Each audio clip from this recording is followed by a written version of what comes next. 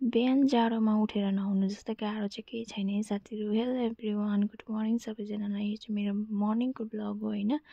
Morning भन्दा पनि बिहानैको थियो। अन्त आज चाहिँ म नुहाएर किचन पस्ने दिन हो। अन्त त्यो कारणले गर्दा म चाहिँ बिहानै उठेर बहिनीले पानी तताइदिइराखेको थियो नुहाउनुको लागि। फर्स्ट हिजै रेडी थियो लुगाहरू चाहिँ, बेलुका नै रेडी गरिरहेको थिएँ नानी उठ्छ भनेर।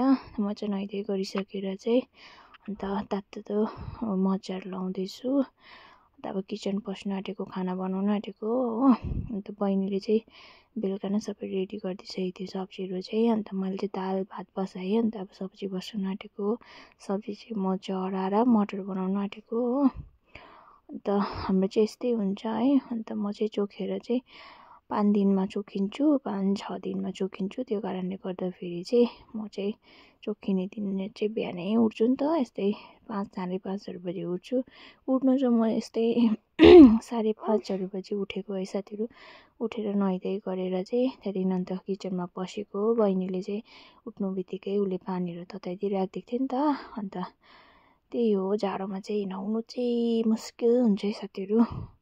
अन्त म चाहिँ सब्जीहरू पकाउँदै थिएँ, अनि त्यही कारणले गर्दा पाक्दै थियो। अन्त म चाहिँ आँटाहरू गुसिहालेको आप्पा र आमाको लागि।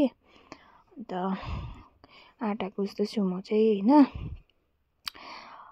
त यो चाहिँ म आज चाहिँ अर्को रोटी बनाइदिउँ भनेको। सधैँ सुक्खा रोटी खान्छ भने चाहिँ आज चाहिँ म हल्का डिफ्रेन्ट खालके रोटी हुन्छ नि, त्यस्तो बनाइदिन आँटेको थिएँ नि त। कति चाहिँ सुक्खा रोटी खान्छ भनेर चाहिँ होइन, त्यस्तो पनि बनाइदिउँ कोही बेला भनेर चाहिँ म हरियो रोटी बनाउनुपट्टि लागेँ हो। आँटा पनि गुस्दै थिएँ, यता भात पनि पाकिसकेको थियो। अन्त दाल बसाइरहेको छु, अन्त सब्जी पनि बसाइरहेको छु। त्यो कारणले गर्दाखेरि दाल चाहिँ मैले मुङ दाल बसाएको थिएँ नि त। अन्त त्यो कारणले गर्दाखेरि मुङ दाल हुन्छ नि, त्यो पहेँलो खालके दाल, त्यो कालो दाल जस्तै हुन्छ नि, त्यस्तो खालके दाल चाहिँ बहिनीले बेलुकै भिजाइदिइ राखिदिएको थियो। मैले चाहिँ मिक्स दाल भनेको थिएँ, तर उसले चाहिँ त्यो दाल भिजाइदिएछ नि त। त्यो कारणले गर्दा त्यो दाल चाहिँ मैले बसाइरहेको छु।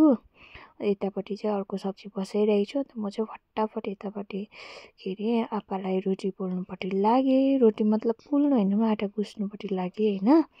आँटा चाहिँ म धमाधम आँटा गुस्दैछु। यो आँटालाई चाहिँ म छोपेर राख्नेछु होइन। गुसिसकेर चाहिँ यसलाई छोपिकन राख्नुपर्छ एकछिनमा नि हो।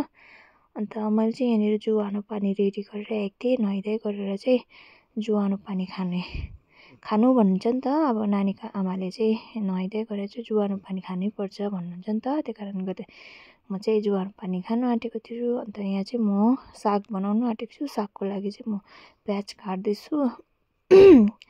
साग पनि रेडी नै छ, हिजो नै काटकुट गरेर रेडी छ। अन्त म साग बसाउनुपट्टि लागेँ है। साग पनि बसाउँदैछु हो। अन्त यता बहिनी पनि त्यहाँनिर भाँडाहरू धुँदैछ, ऊ पनि त्यहाँ के काम गर्दैछ बाहिरको चाहिँ होइन। म किचनमा पसेपछि ऊ चाहिँ बाहिरको काम गर्छ नि त।